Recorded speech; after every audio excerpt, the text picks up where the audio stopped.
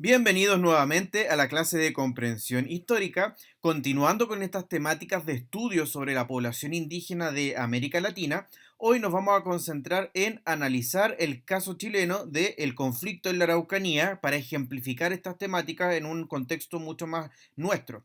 En ese sentido, la pregunta que intentaremos resolver es en qué dimensiones se refleja el conflicto chileno-mapuche a la luz también de los últimos acontecimientos donde el conflicto en la Araucanía se ha recrudecido. Así que partamos la clase el día de hoy. Muy bien, antes de empezar me gustaría que revisáramos algunos materiales. El primero de ellos corresponde a un video de introducción que me gustaría que revisaran, dura 2 minutos y medio y resume muy bien lo que vamos a ver hoy día. Es optativo verlo, lo pueden ver ahora, al final, cuando estudien, pero ténganlo en cuenta. ¿Ya? El segundo material que quiero que revisemos son estos mapas. El más grande de todos es el territorio del Hualmapu o el territorio mapuche en general y aparecen las dos grandes divisiones, el Ngulumapu, que está en territorio actual chileno, y el Puelmapu en territorio actual argentino. A pesar de que el pueblo mapuche nunca constituyó una unidad política en sí misma, estaba atomizado en distintas agrupaciones, sí se reconocía como una unidad cultural. Y en el mapa del lado más pequeño, ustedes pueden ver la evolución y la pérdida del territorio mapuche, al menos en el territorio chileno, quedando reducido hacia el siglo XXI a lo que hoy día conocemos como las regiones de la Araucanía, los ríos, el sur de la región del Biobío. Vamos a hacer una breve revisión histórica acerca de cómo se gesta este conflicto. A pesar de que el pueblo mapuche siempre ha sido considerado por la historiografía como un pueblo belicoso, de hecho se negó a la ocupación de los incas antes de la llegada de los españoles, también se enfrentaron a ellos durante el proceso de, entre comillas, conquista hispánica a través de la Guerra de Arauco. El conflicto en la Araucanía se gesta recién a partir del siglo XIX de manera propiamente tal, con la configuración del Estado-Nación de Chile. Durante el siglo XIX, particularmente en la década de 1860, se lleva a cabo este proceso que tradicionalmente hemos conocido como la pacificación de la Araucanía, producto que el Estado chileno consideraba que esa zona estaba totalmente en una situación conflictiva y por lo tanto era necesario pacificarla. Sin embargo, hoy día las discusiones historiográficas prefieren llamarla ocupación o incluso en algunos contextos invasión del Estado chileno sobre el territorio del Gualmapu, del territorio mapuche. En ese sentido, muchas de las tierras que eran parte de esa cultura fueron arrebatadas a través de tropas militares y a través de la ocupación de colonos que, utilizando distintas estrategias, se instalaron en esas zonas. Por lo tanto, muchos indígenas vieron reducidos sus espacios, sus terrenos, y también fueron degradándose las tierras producto de una mayor concentración de la población en esos terrenos cada vez más pequeños. Además, esos terrenos resultaban ser poco productivos para la mirada chilena, puesto que el indígena vive en mucha más armonía con su territorio, no le sobreexige a la producción de la tierra, puesto que considera a la tierra como un ser vivo, del cual solamente toma lo que le sirve, lo que necesita en su momento, al contrario de la visión del Estado chileno, del modelo capitalista, que en realidad veía la tierra simplemente como un recurso natural, el cual hay que aprovechar al máximo para aumentar la productividad agrícola, que era la percepción de ese momento. Muchos de esos terrenos fueron vendidos legalmente a pesar de que se habían obtenido a través de tácticas militares. En ese sentido, muchos colonos pudieron comprar muchos de esos terrenos a través de notaría, a través de bienes raíces y ocupar ese espacio, aunque la población indígena todavía no renunciaba a pretender esos territorios que habían sido ancestralmente de su pertenencia. A través de la ley indígena de 1927, el Estado pretendió regularizar la posesión de las tierras de las comunidades mapuches. El problema era que esta ley pretendía entregarle porciones de terreno a dueños particulares, cuando en la cosmovisión indígena y mapuche en particular, la posesión de la tierra se entiende como comunitaria. La tierra es de toda la comunidad, no necesita ser dividida. Por lo tanto, eso generó una discusión al interior de las comunidades indígenas entre aquellos que preferían que la tierra fuese comunitaria y aquellos que preferían que la tierra se dividiera. Si lo vemos como con ojos críticos, podríamos ver que esto es más bien una estrategia del Estado para generar discordia dentro de las comunidades, pero eso es una interpretación personal y una interpretación que ustedes pueden hacer libremente también. Todos estos conflictos quedaron latentes durante el tiempo sin resolverse. En la década de 1960, con la polarización social de la época y con la idea de una reforma agraria que buscaba redistribuir la posesión de la tierra en general en nuestro país, las comunidades mapuches establecieron en 1968 en el Congreso de Ercilla que estos problemas solamente podían resolverse ya no a través de un marco jurídico, no a través de vías pacíficas y legales. El problema había durado demasiado tiempo y ahora habría que radicalizar las estrategias para que existiese una resolución en estas temáticas.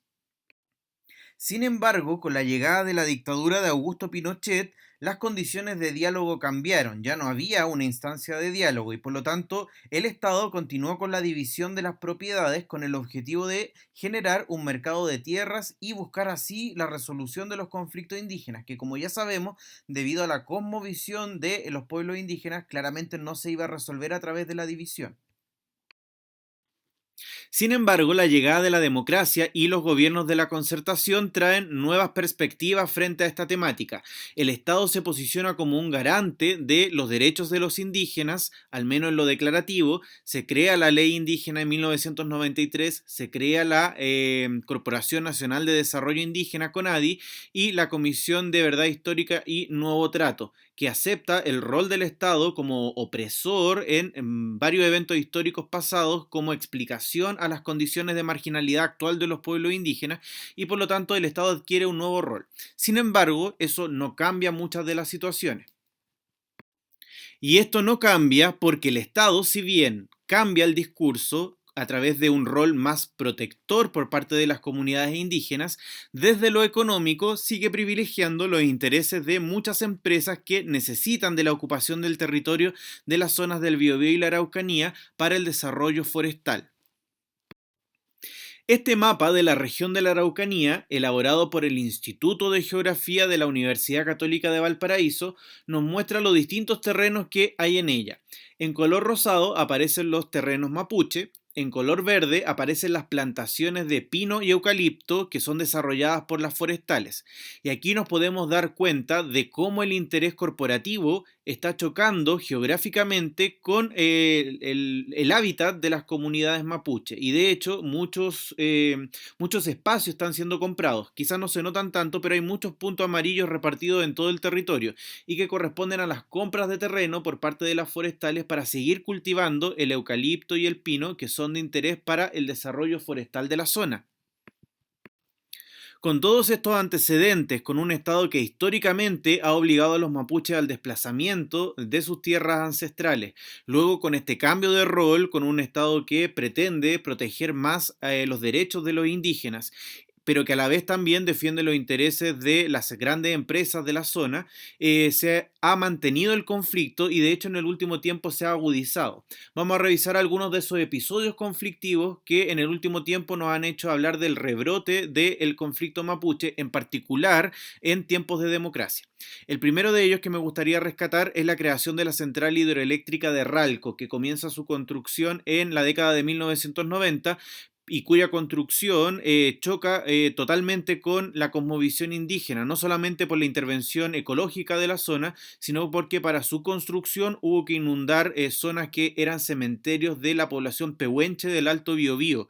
Por lo tanto, ahí hay un ejemplo muy claro de cómo el desarrollo económico no se hace a la par del respeto de la identidad cultural de las personas que habitan esos lugares. Como ya les había mencionado, la instalación de empresas forestales resulta ser conflictiva en dos ámbitos. El primero, porque necesitan de la ocupación del espacio, que hasta este momento también están ocupando las comunidades mapuche, pero también tiene un efecto ecológico, puesto que obliga a el cultivo de especies que no son naturales de la zona, como por ejemplo el eucalipto. La falta de una solución frente a estas temáticas por parte del Estado ha hecho que surjan algunas agrupaciones dentro de las comunidades indígenas que buscan utilizar estrategias tanto pacíficas como violentas para reivindicar los derechos de tierra de las comunidades mapuche. En ese sentido, la más notoria de todas ha sido la coordinadora Arauco Mayeco, que se ha visto enfrentada con fuerzas policiales en distintas ocasiones, resultando en algunos casos con la muerte de varios comuneros que han sido sucesos bastante famosos. Dentro del uso de estrategias violentas han existido muchos, como la quema de camiones, las quemas de terrenos, pero uno de los casos más emblemáticos ha sido el caso de la familia Luxinger Mackay, que sufrió un atentado en su terreno y resultó con la muerte de esta pareja. A pesar de que sí han existido muchos eventos violentos, también se sospecha de algunos autoatentados o algunos montajes en contra de algunos comuneros mapuches. Sin ir más lejos, se hizo famoso hace un tiempo atrás la Operación Huracán, donde supuestamente existían pruebas a través de una aplicación de espionaje de WhatsApp, de mensajería de texto, donde se tenían pruebas contra estos comuneros, lo cual resultó ser totalmente falso y fue una noticia muy bullada hace un par de años atrás. Otro tema polémico ha sido si es correcto utilizar la ley antiterrorista en estos casos de enfrentamientos violentos. El primer gobierno de Sebastián Piñera con su ministro del Interior Rodrigo Hinspeter fueron uno de los primeros en aplicarla y generó claramente un recrudecimiento de los conflictos a raíz de la utilización de esta ley. En el marco de estos enfrentamientos violentos y las sospechas de montaje, el año pasado también se hizo muy conocido el caso de la muerte de Camilo Catrillanca, que supuestamente había muerto en un enfrentamiento violento, pero todas las pruebas indican que en realidad esta persona no estaba haciendo absolutamente nada, lo cual claramente generó un halo de sospecha sobre la represión que ejercen las fuerzas policiales sobre las comunidades mapuche.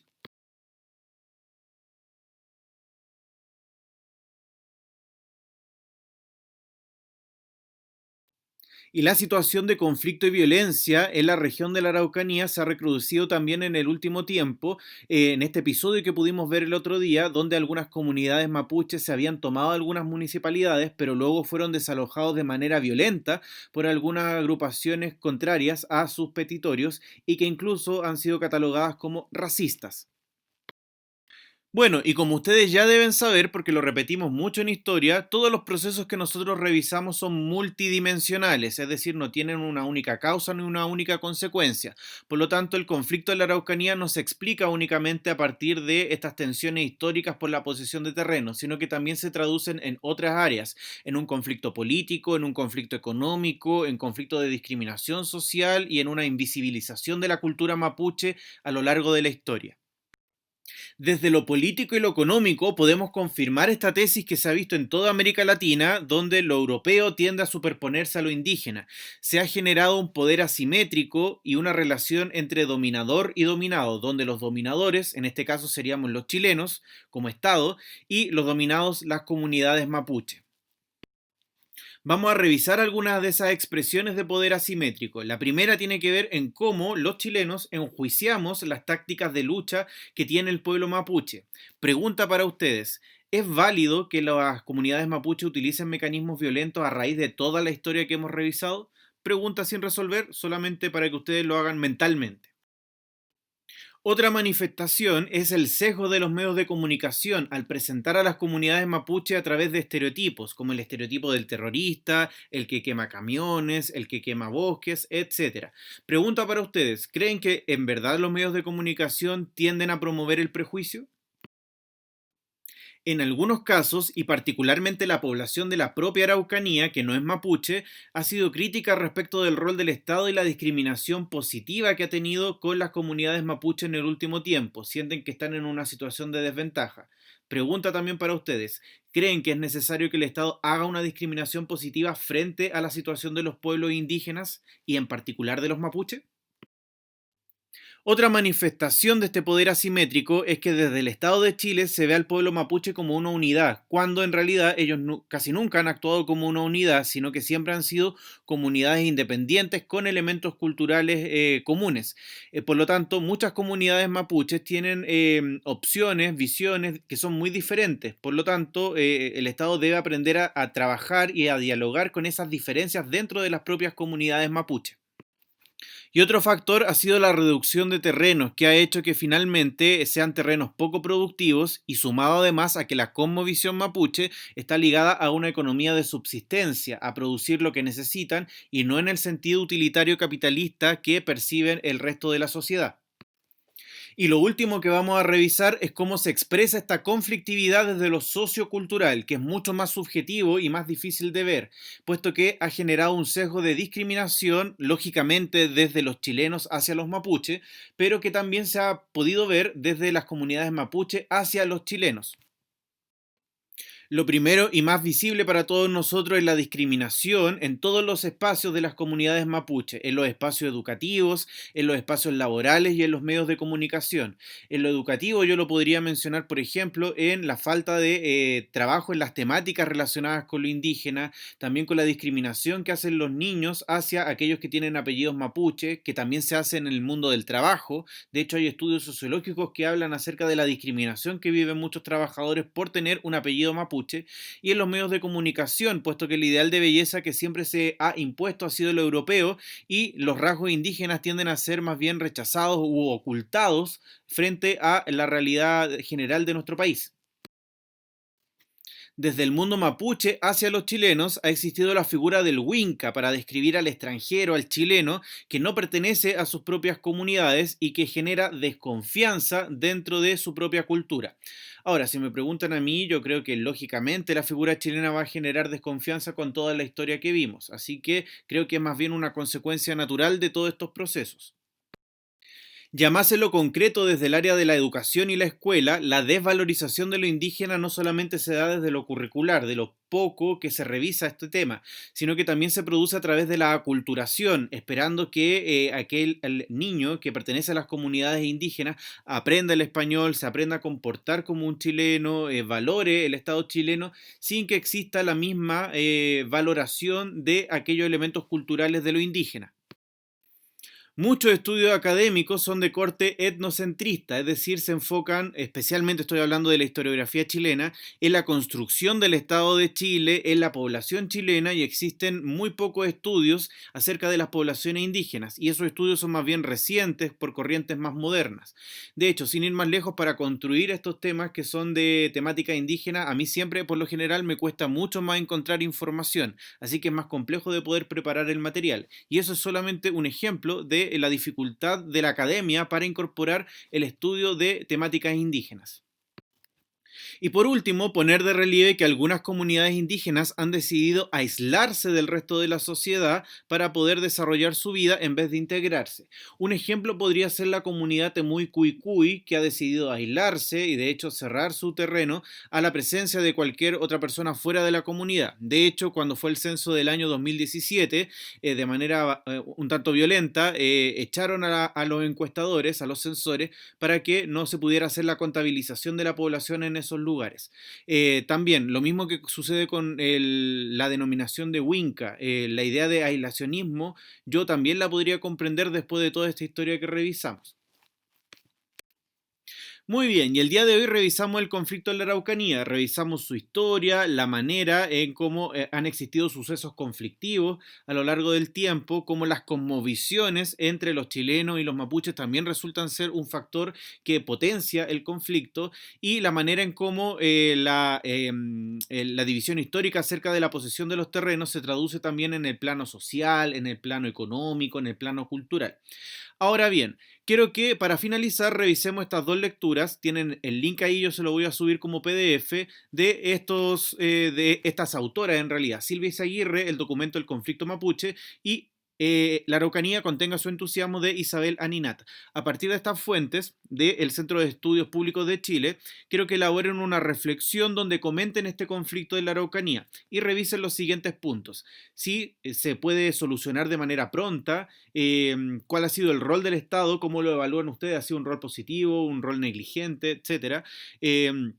Cómo ha sido el comportamiento de las comunidades mapuche y de qué manera se podría llegar a una solución al respecto, ¿ya? Si se fijan, estoy haciendo puras preguntas que podrían salir en la prueba o que siguen el mismo formato para que ustedes lo puedan postear y yo se los pueda retroalimentar, ¿ya?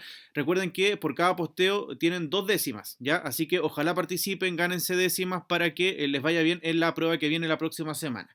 Que estén muy bien, quedo atento a cualquier duda. También, si necesitan alguna clase de repaso por Zoom, es cosa de que me avisen nomás y lo organizamos. Ya, quedo atento y que estén muy bien en sus casas. Chau.